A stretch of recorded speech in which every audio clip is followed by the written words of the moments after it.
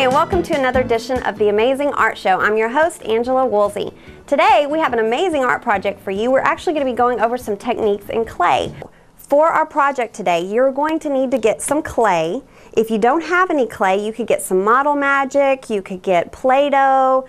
If your mom was really super nice and special, she might even make you some clay out of dough.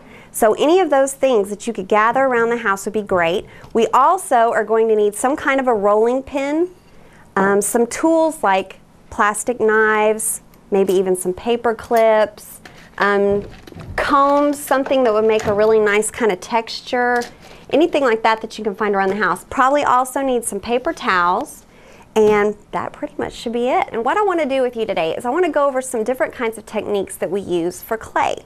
Now, before we get all into that and the good gushy clay, I want to talk a little bit about what clay is.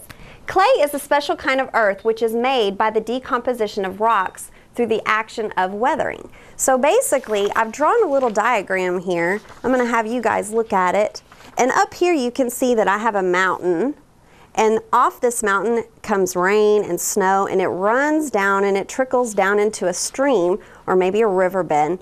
And you have rocks that also roll down and that are also down in here, and they start out as larger rocks, and as they roll through, they begin to break down, and those little particles are carried through the water. Now, as they're carried through the water,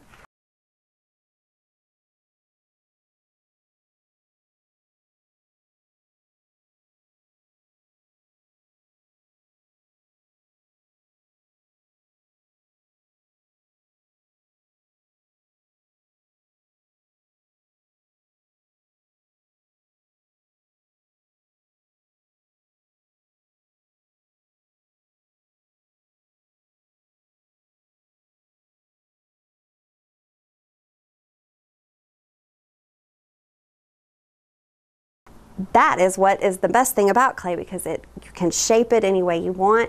So I'm going to talk to you a little bit today about some of the different techniques that you can use whenever you're using clay. Now, I know for a fact that one of the first techniques that I ever learned when I was working with clay was the pinch method. And the pinch method, whenever you're working with clay, is you're going to start out with a ball of clay, and you want to get a nice kind of ball, and you can pretty much do that just by working it in your hands, working it in your palms. You can also use the tabletops, and you want to get kind of a smooth ball shape. And once you have achieved that, this is my kid's favorite part, smack it down. And then you're going to press your thumb into the center of your clay. All right? Now, the pinch part comes in the fact that as you are pinching, you're kind of rolling your hand around and your thumb stays inside the hole, and you're going to pinch with your hand. Now, you're going to continue to do this, and as you do this, the clay begins to mold into the shape that you're making, and you're starting to get this opening here. So you can make a pinch pot, something like that, with this method.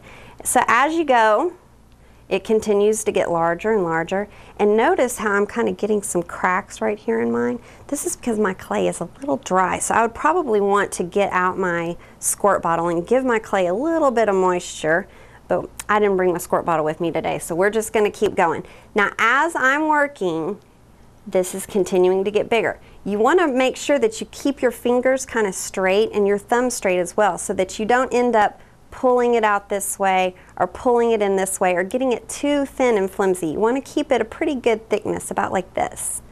Now, as you're working, you can change, and you can put your inside fingers and your thumb on the outside. And that'll also help you to kind of get that opening a little bit bigger. So this is one way that potters could bake a pot. Now, once you get your pinch pot the way you want it, don't forget to go in and get those things, those tools that I was talking to you about today.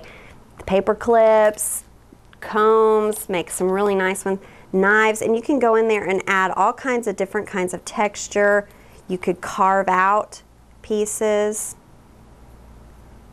you know, create some kind of a design that way.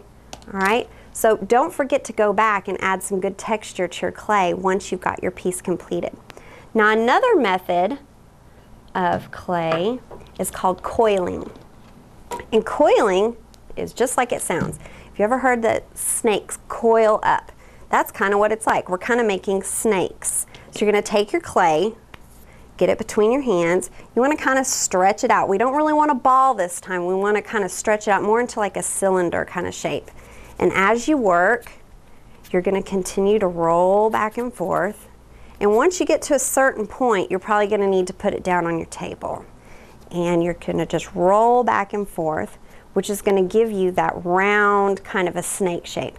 Now I want you to watch my hands really close, because as I'm rolling, I'm pulling my hands apart.